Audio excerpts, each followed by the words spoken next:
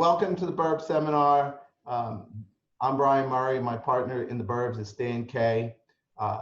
Hopefully today you'll learn some information that will save you time and money about transitioning out to the Burbs. I'm going to share my screen so that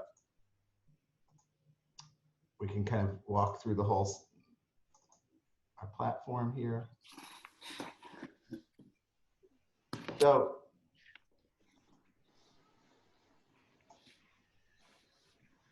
So again, I'm Brian Murray. There's my information. There's Stan Kay and his information. We've been doing this for over 10 years, helping families transition from the Hudson County area to all places in the Burbs, focusing primarily on the 78 corridor, where that seems to be where primarily a lot of families end up looking.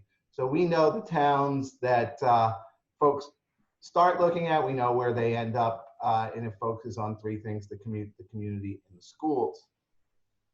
About us, myself, I'm a Hudson County realtor, and I've been a full-time realtor here for 18 years. I really founded this transition to the Burbs when I saw a lot of my friends moving out to the Burbs, and they just didn't have a good understanding of where to start, what towns made sense for them in terms of good schools, good commutes, and the kind of community that they wanted.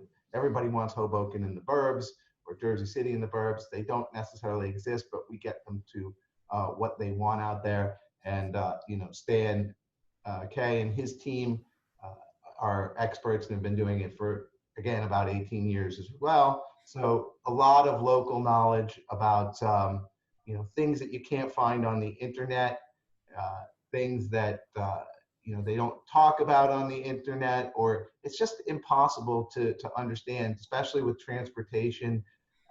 You'd have to be totally plugged into every town to really know the nuances of each and every town. And that's something that you're just not, even researching, you're not going to be able to do. And that's why you use an expert out there like Stan, who after 18 years knows the nuances of pretty much every single town that there is. So, let's talk a little bit about the new normal, because that's really the baseline of the transition to the Burbs is this new normal. We've been giving these talks for over a decade. However, these talks of the last several months are completely different than anything we've done before, because the world is completely different than it had been. And the new normal has a few really key components. There's much more virtual, less in person. That's a win for somebody going to the Burbs, because that alone will save you a lot of time and money going back and forth to drive an hour out to look at a home and come back. However, what you kind of lose with it by not going out there is you kind of lose a little bit of the feel of the community, and and especially with things being shut down, you definitely get you kind of lose that sense of, well, where do people go to get coffee on a Saturday morning, or how busy is the main street, or does it have the right kind of vibe I'm looking for? So that's part of the new normal. There's some pluses and there's some negatives. Also, the early bird gets the worm. We'll be talking a little bit more about this, but the market has opened up, and the spring has shifted so that the spring typically would start in February and run through about May, where families are starting to transition to the Burbs, looking for homes, making sure they get in by the school year. And now with the shutdown, the Burbs stopped, everything stopped for a few months, and now all of a sudden it's very compressed. So you're basically, if you're a buyer out there, you're in a knife fight, and you better bring a gun, because and you better bring it early. And don't wait and think, oh, there's going to be a ton of houses now that the market's opened up. That Stan will talk a little bit more about that, but know that earlier is better, and you better be prepared. And then the last piece is prepare. Buying a home in any circumstance is stressful. Selling a home and buying a home is even more stressful. So The best thing you can do is prepare to keep those stress levels as low as possible. They won't go away, but as low as possible. So I'm going to turn it over to Stan for what's happening in the burbs right now. Thanks, Bri. Um, so what's happening in the burbs where, like Brian said, the real estate market opened up here. People are feeling a lot more comfortable coming out to see homes. We don't have open houses right now. That's still not allowed, but people are going into homes. There are private showings being scheduled. Homes are starting to hit the market and are getting scooped up very quickly. The competition is pretty fierce. I think there's probably double the amount of people per house than there was in the previous year or two. So you have to be quick or you're going to be dead out there. And to keep stress levels low, you need to know what to expect. Expect that if you see something and you like it, you're able to act quickly on it. So basically, for expectations in 2020. What we're seeing right now is I haven't seen anything like this in 18 years that I've been licensed. I just see a lot of people that are very hungry for homes, and the rates being low and the supply and demand issue is just driving the markets. I don't know where it's going to go towards the end of the year, but in my opinion, I personally think that the real estate market's going to be healthy through next year because the demand is so high. And what I'm seeing here from the kind of the top of the funnel is that, a lot of families that would have put their decision off maybe a year to 2 years out, they've been cooped up in their little house for 3 months with their little kids, and they're worried about a second wave and having to do it again. And so I'm seeing a lot of those families push their time frame up a year to 2 years. So then you have the pent up demand from this year and even last year, and now you have all of these people that were going to wait till next year and the year after coming in now too. So I'm seeing that, and I'm also seeing the people from Manhattan kind of already jumping into this market here, because for someone in Manhattan, Hudson County is the burbs. Right.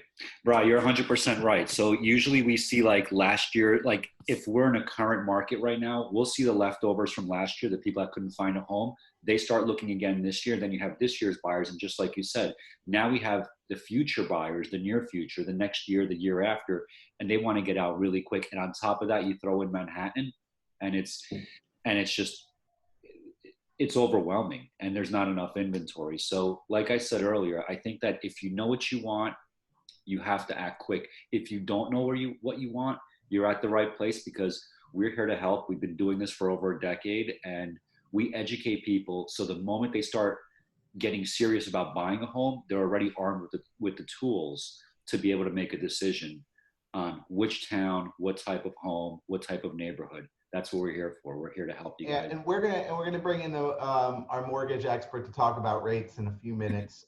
In terms of competition, when there's a lot of, and we talked over the years, in a normal market, when there's a lot of competition, the caveat I would always say here is, if you have a home to sell and your purchase is predicated on your sale, you're dead in the water. There's too many buyers out there that have a suitcase full of cash and can come up with their down payment and still qualify to carry 2 homes, or they don't have a home because they're first-time home buyers or renters somewhere.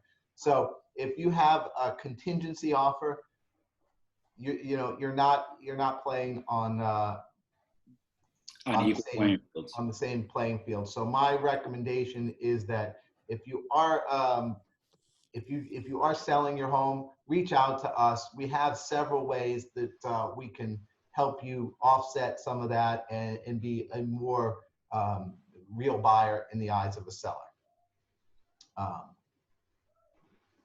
So when you're actually starting to look for homes, the key is that everybody thinks it's about finding their right home, their dream home. really what it is, it's about elimination versus selection. Very much like when you go to the Cheesecake Factory and you have a menu of like 42,000 pages of stuff on there. And it's like, okay, so you immediately have to say, well, am I going to have a salad, which they're awesome? Are you going to have, the fish? Are you going to have the beef? Are you going to have the pasta? And always save room for cheesecake. That's a whole different selection process. But, so that's kind of where you go with this. It's like you have to eliminate, out of 42 pages, you eliminate 41 of them and you come down to like 4 choices. And then now you're kind of working in a space that you can manage and start thinking about really what you want for dinner. Same thing with a home. You're going to eliminate a lot of towns right out of the gate. You're going to eliminate, based on the miles or the hours to minutes to commute.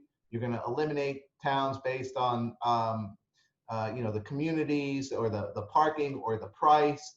So you're going to eliminate all the towns. Then you're going to come down to the houses and you're going to start eliminating the lot size and how many bedrooms, and you're going to start to shrink and shrink and shrink until now you're working with a manageable amount of homes that you're really going to be able to start to think about in that way. What's really also good is homes with a 3D tour, not a video tour, because video is like you're trying to absorb too much, but a 3D tour where you can really walk in and spend time. You can't necessarily buy a house based on a video tour, but you can eliminate a house based on a video tour. Or a 3D tour rather.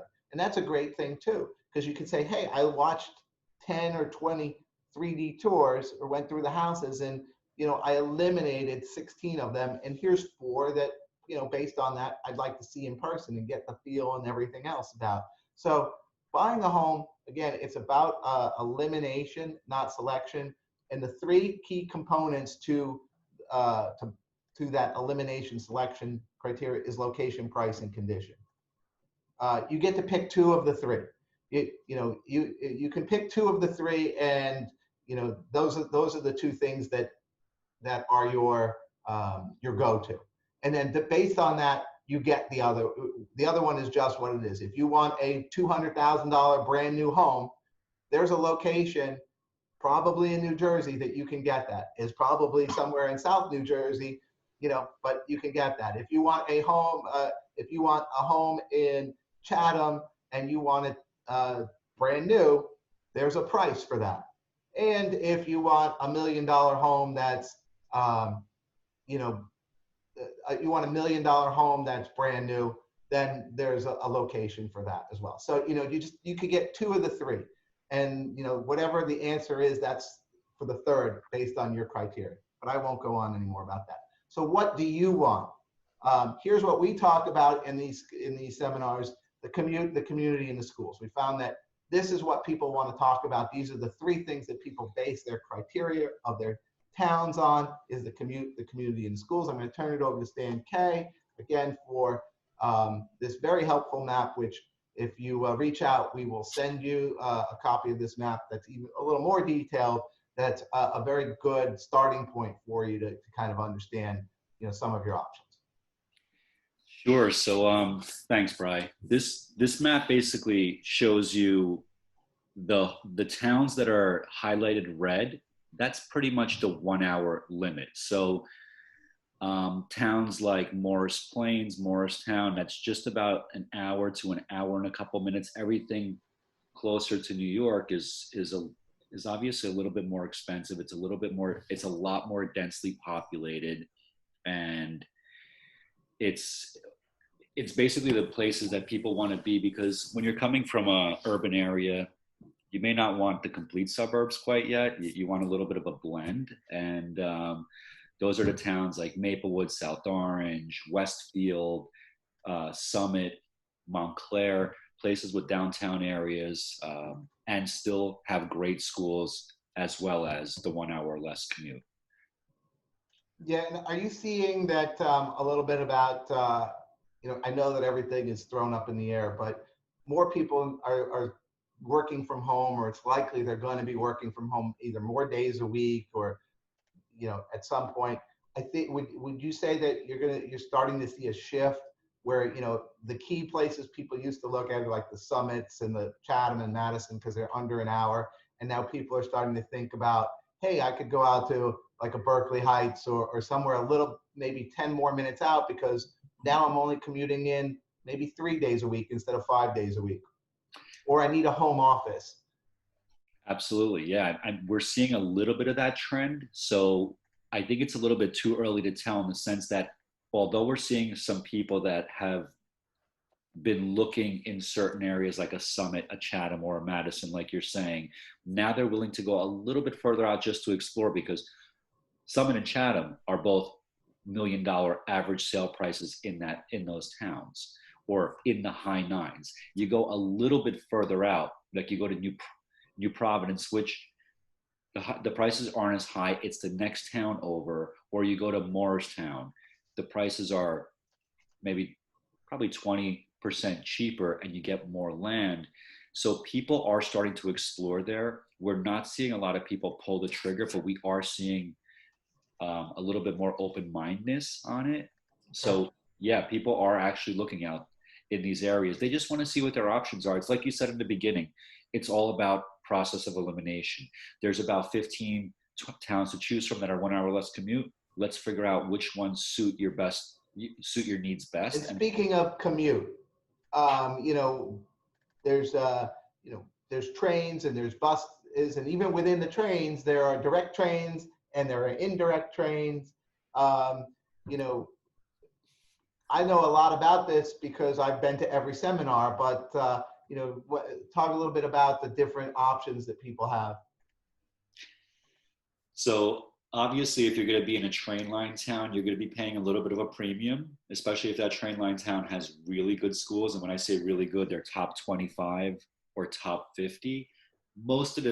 All the towns have buses. It just depends on which ones have the express or the quicker bus, but pretty much all the towns have the buses.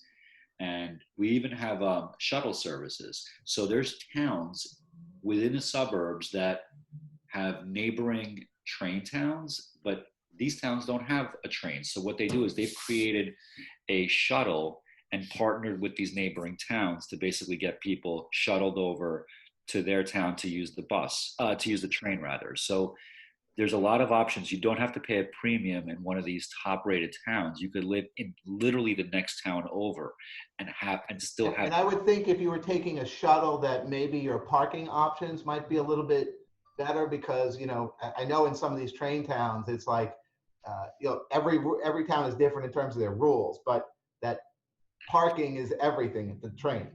It's a good question. So people, not everybody, but most people don't realize just because you buy in a town like Westfield, you are not automatically entitled to a parking permit. There's about a 4-year waiting list in Westfield just to get a permit. So if you're buying in a town without a train, and it does offer a shuttle, you park in that town's community center or mall or pool or whatever contract that the shuttle has with that town, and you get shuttled over right to the train. So you avoid the parking situation, you avoid the waiting list for years, and you get access to the train. Huge benefits. Tons of people do not realize that there are several options. You don't have to buy in a train line town. You do have other options in the area. And in terms of the communities, what I've experienced is everybody who's come to a seminar, they want basically Hoboken or Jersey City or Manhattan in the burbs. They want what's here, but they just want a big house with some space. So why don't you talk a little bit about because everybody asks, what are the towns with the downtown, walkable downtown, I guess is what are the towns with the downtown? So in my personal opinion, Summit, Westfield, and Montclair are the best downtowns in the area. You also have Cranford. I mean, there's a lot of them. Maplewood has a really cute one. Shopping's all over the place. You don't have to go to the downtown. You could go to a Route 22 or a Route 10 where it's commercial shopping districts. There's dining all over the place. especially. And one of the things that I would throw in there for as an urban person is when you go to these suburban towns, because we've actually done bus tours and everything, it always struck me that people want a walkable downtown, but the fact is that there are probably only 24 houses that are close enough to the downtown to walk to. And even if you're in the town with the downtown, you still have to get in your car and you have to drive there and you have to park there. So what difference does it make if I live in Westfield or I live in the town next to Westfield and I drive 7 minutes instead of 5 minutes to the downtown to find a parking space? It's like, I think that, just being, when you're in the burbs, what's the line that you use? What's the first thing you get when you move to the burbs? I was just gonna say, we always tell people the first thing you're gonna buy when you move out to the suburbs is a car. Second thing you're going to buy when you move out to the suburbs is a second car. It's impossible to get around the burbs without a car. So a lot of people come to us and they say, we want to be walking distance to the downtown areas. Downtown areas are commercial districts, and most of the stuff that's around them, the residential part, that beginning of the residential part that's closest to the downtown, that's usually multifamilies, rental properties, and things like that. So you have to get a little bit further out to get the land that you want. If you want a pool, if you want a little bit of a bigger yard, there's so many nuances, but having having a home and a location walkable to downtown, it's not impossible. It's not even close. It's just not, you have much more options. And as you get further into the town. And then, so we're going to move on to the third section, which is schools. By law, we can't make any judgments about schools as realtors, and we certainly can't steer you to particular school districts. But what the realtor can do is provide you with some stats on, the what's out there in terms of the rankings of the schools. We do a big list of all the rankings of the schools that come from different sources. We've had experts come in that have talked about the different nuances of the schools. And one thing I would say is that, in terms of the schools, there's actually a few things. One is when you're up at the elementary level, that's a different kind of a thing where you're looking at, do they bus? Do the kids walk to the elementary school? Is it a K through 6? Is it a K through 8? All of the little nuances that Stan and his team can provide in terms of that. Once you get to more of the high school, then the rankings come in, and what we say, like 1 through 30 is basically all the same, and 30 through 60 is like 1A. So it's 1 and 1A. There's honestly very little difference in terms of the education that they provide, that kind of a thing. But there's a big difference in terms of what kind of student fits with what kind of school, whether they're an arts person or a sports person or an academic, or there's 1,000 little nuances there that you really should talk to the realtor about, getting some resources to find out before you go into a school that's highly ranked. Is it going to be right for your for your kid? I have had folks that have said, look, if your kid is a B+, then these towns are something that, even though the schools are super highly ranked, they might not be for you because they're totally cutthroat and the parents do half of the homework. And, not trying to scare anybody, but do your homework about this beyond just the rankings. That's one place to start. But then, go from there. And again, talk to the realtors about where you can get some of those resources. Brian, I just want to say one thing about that real fast. There's several different school ratings that reports that come out, niche.com, School Digger, NJ Monthly. If, like you said, if you're in the top 1 to 30, you're like a number 1 rated. If you're 31 through 60, you're basically like a number 2, because they're split by hairs, these ratings. My team has some really good school information on all the public schools that are offered in each town, because a lot of people don't realize some of these towns have 6 elementary schools, 2 middle schools. There's a town or 2 that has 2 high schools, but for the most part, we have all that info. So if you guys are interested, reach out to us, and we would be happy to share a list of all the public schools within each town, and it'll give you an idea of what's Yes. going on. And one last thing to wrap up on the schools is that you know, if you have very small children and they're not even in grade school yet, you may not be looking at the high school rankings because you're 10 years away from, 10, 12 years away from that. And there's a chance that the home you buy today is not the same home you're going to be in 10 to 12 years from now, or the same town. So, kind of keep that in mind when you're looking at that. So to kind of wrap up some of the stuff that we've talked about to this point is that, information is plentiful out there, but wisdom is scarce. That's what we do here is we provide with our, combined 40 plus years of experience on our team that, we overlay that wisdom with the information that's out there, if you're selling a home on one side and buying a home on the other, and what we really do is we take you out of the middle for that. If you're using separate people that aren't working together as a team, including the two realtors and the mortgage person and the attorney and a number of other vendors, then you're the person in the middle managing two transactions that maybe it's the first time or the second time you bought and sold a home, whereas we do this every day. We talk to each other. We're in constant communication with the mortgage person, with the attorney, with the other realtor. We prevent a small problem on one side into turning into a catastrophe on the other side because there was a lack of communication. We take you out of the middle, and that's part of our value proposition. So it does take a team. And with that, we brought in Joe Berg of Pinnacle Mortgage and Tejas Kapadia of Kapadia Law, our mortgage partner and our attorney. And they're just going to give 5 minutes each on, how they see, what's going on in their particular worlds and how it relates to what we've talked about. So I'm going to turn it over to Joe Berg first of Pinnacle, if he wants to, just cover Sure. a few minutes. Absolutely. Thanks for having me, Brian. Sure.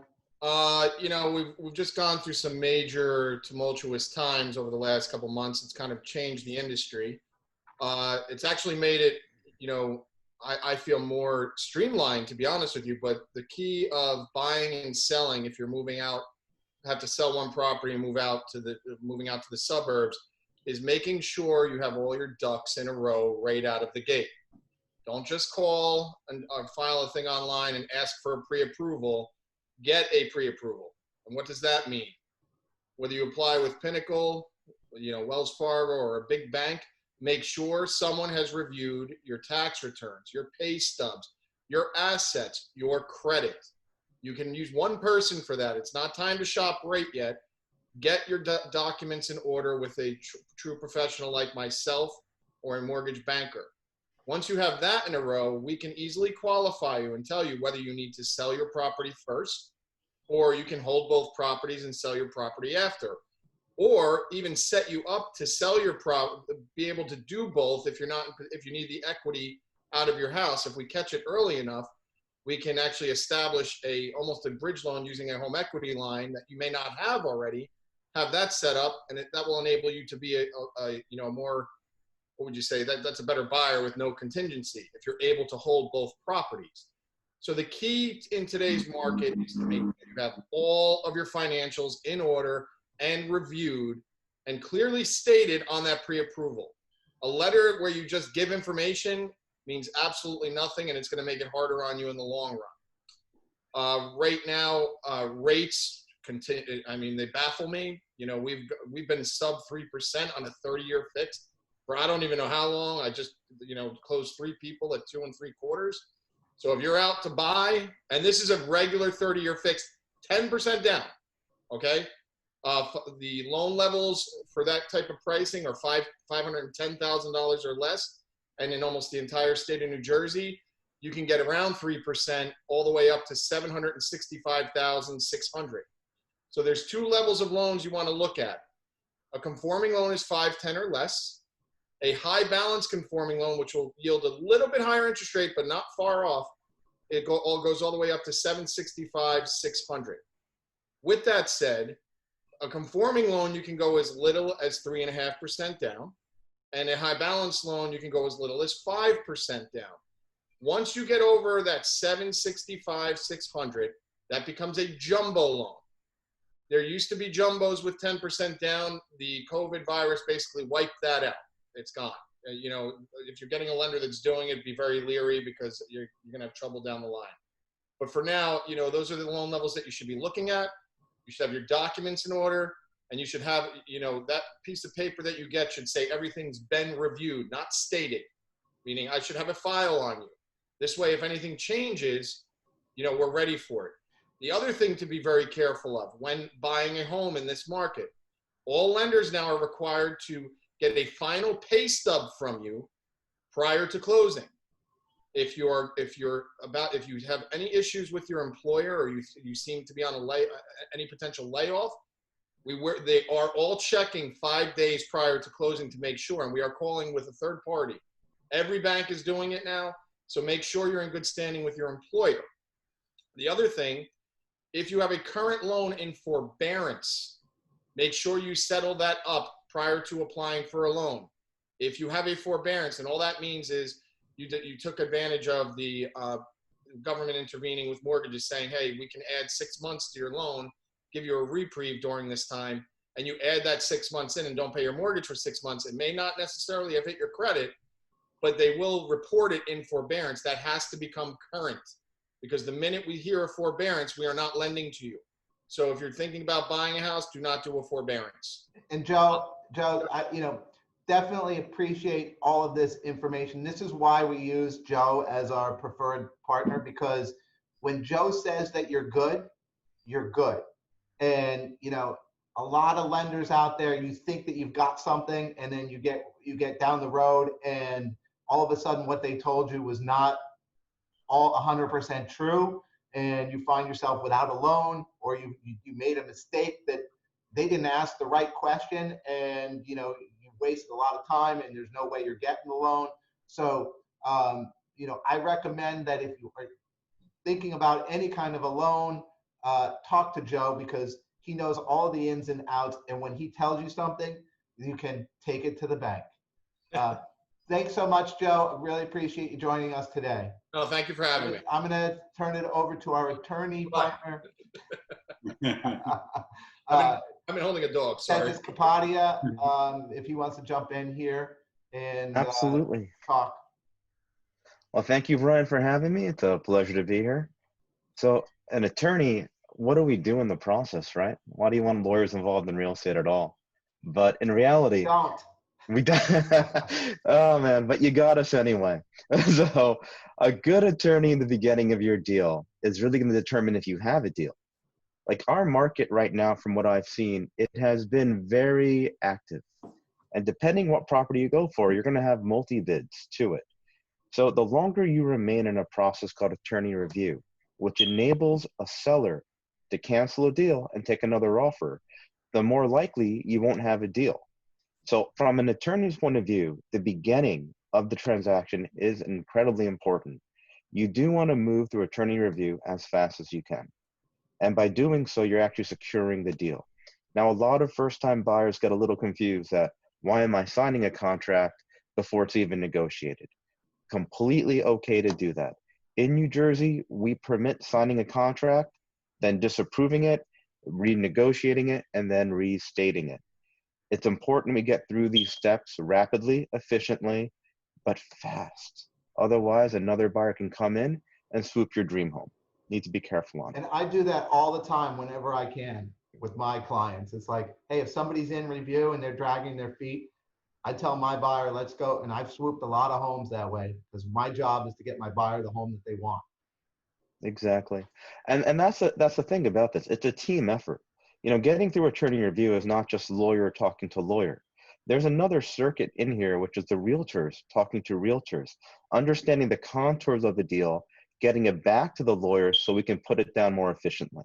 If you're doing raw negotiation attorney to attorney, it takes longer, quite frankly. And that's what we always say, is that we're a great back channel. But the fact of the matter is, we're kind of the channel. It's so much easier because we have such a deep relationship with our buyers and our sellers that, Stan calls me up and says, hey, this is what they need on this side. And then I go back to my person and say, okay, here's what they need. And we agree to things. And then once the parties have agreed to them, then we tell the attorney what we've agreed to. And all they do is they write it up and you know, because Tejas is not like other attorneys, but there are a lot of attorneys out there that want to show how smart they are or be very contentious about something where, you know, I still like to show how smart I am. this needs, well, that's right. But they want to over lawyer things just for the sake of over lawyering them. And it's a very emotional time.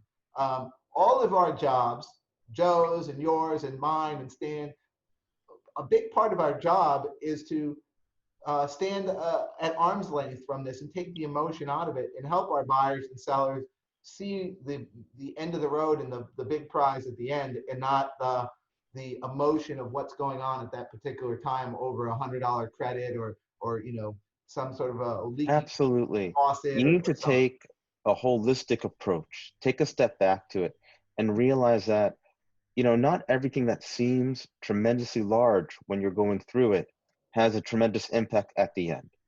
Often the emotion that you might have toward the seller's attorney is for moot, because after you close, you'll probably never see those people again. So you want to take a very careful step to this and realize what it is you want, which is hopefully a new home, a dream home. Yeah, just assume that the party on the other end is an ass and you'll be fine. And it's like, you're never going to have to deal with them again as soon as this thing closes. If you're a seller, you take your money and you run. If you're a buyer, you own the house. So if you just go into it with that, you're fine. I do like the bottom line approach. Brian, you got it right. And yeah, so that's our job. And, you know, you made a good point about the, you know, attorney review and, you know, how, especially in Stan's market where, you know, you have multiple bid offers and that person that lost the bid, you know, technically most sellers stick with the person that won the you know, the highest and best. But the fact of the matter is, if somebody really wants that property and they come in over that and you're still in review, you know, sometimes sellers will switch midstream, you know, they might not switch for $5,000, but they might switch for 15 or 20. Right. Right. And to go to Joe's point, maybe if they don't have the proper financial background, if you don't have the pre-approvals, maybe another buyer will start looking more like they will get you to the finish line for a closing. So it's very important you involve the entire team and take a holistic approach to it. Yeah. Ignoring one aspect could weaken you to the point where you'll lose your deal. Yeah, and it's, you know, having us as a team, you know, it really is beneficial because I know that when you and Joe are working on deals, you guys are talking and, you know, all the time. And I see that the client is being saved time and money just by a phone call between you guys. That, and a lot of time, if it's the client's mortgage person and the client's attorney and those two people don't know each other, they're not likely to call each other, not likely to answer each other's call, or they'll be slow on email. Whereas when you guys are talking, wow, we just hammered that whole thing out. We just saved the client maybe their deal, or we just saved them hours, or just a bunch of money just with a quick, you know, 5-minute phone call. So Right. I don't think people realize how important it is to have an actual team. So what I see in the suburbs is somebody will make an offer, they'll get their offer accepted. There's 3 other offers right behind them. And now I'm being introduced to a new attorney, their personal attorney. And that attorney doesn't want to talk to me. He just wants to do his job, and everybody wants to do their jobs. But when we work together, like we've worked with Tejas and Joe for over a decade now, how many deals do we get done and how quickly do they get done? It's because of the fluid teamwork and the way we know how we all operate, and we operate very well together. And it's just for the simple fact of making sure that our buyer or our seller does not lose that part. The buyer in this case doesn't lose that particular deal. Tejas can attest, every call I call him with is, get me out of attorney review tomorrow. I say it all the time, and he always laughs at me, and it's but, very, you know, especially if you're in a, you know, and especially if you're in a multiple bid situation, or, you know, when you go to the other realtors that you know out there and you say, hey, look, it's my mortgage guy, it's my attorney, we're going to get it done. The other realtors are helping their sellers get the deal done. At the end of the day, that's their responsibility. So when Stan comes and says, it's my mortgage guy, it's my attorney. We manage this deal together. It's like, this is got a much higher probability of getting done and done on time than some random mortgage guy and some random attorney and, you know, some And a buyer rent that. inspector too. Like That's where right. that's such a great point, because that's a huge selling point just to the realtor. Because first I have to sell our buyers to the realtor, and then that realtor has to sell our buyers and our team to their seller. And when they know that it's a package deal, and we work together for that long, and they see our track record, it's a no-brainer. I can't say how important it is to You have. know, it's not a dollars and cents thing. It's a, if the seller has a good realtor, the realtor is all about, we're going to get the best price. We're going to get a great price, but we're also going to get the deal done, because it doesn't matter what they offer. If they don't close, or they close late, or it's brutal for you, then it's cost you something. So, you know, that's a big value to the seller, that, hey, look, we know what we're dealing with here. And, you know, in multiple bid situations, you better believe that that's a differentiator, just like prices, just like closing dates, just like inspections. You know, it is people don't talk about it because other people don't have it. And it's And it's also something to note that you're not talking about people, Stan, Brian, Joe, everyone here. You're not talking about people who just entered a market. Each of us carry a very solid reputation within our industry. And when you put it together, you have a synergy that's very appealing to a seller, knowing that, and from a seller's perspective, can these people get me to the finish line? And I think you can with the right team. I'm sorry, Stan, I cut you off for a minute. no.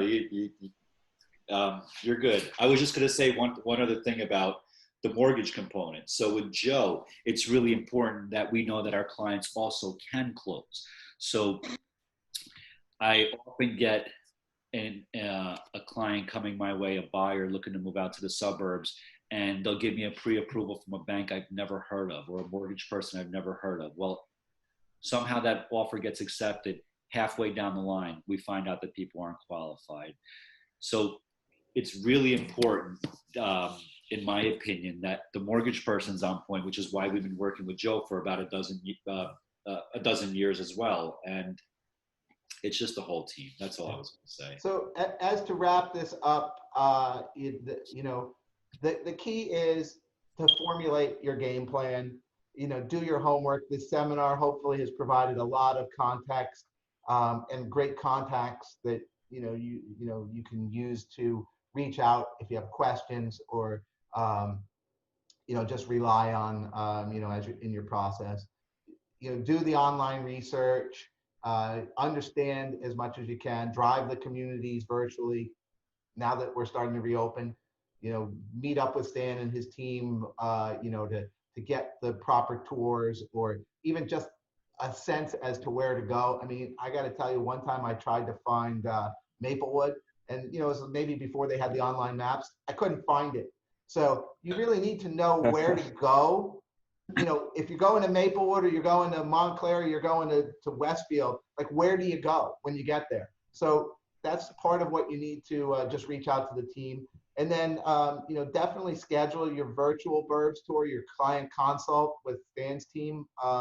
If you have something that you have a home to sell here in Hudson County, reach out. We'll do a combined client consult, but, reach out to those guys first, to spend half hour on a Zoom call, really getting everything ready. The homework and the prep work, again, that you do up front is going to save you time and money on the back end. Again, I'd like to thank Stan and his team. I'm Brian Murray, Stan Kay and his team, and thanks to Joe Berg and Tejas Kapadia for joining us. And we look forward to helping you in the future.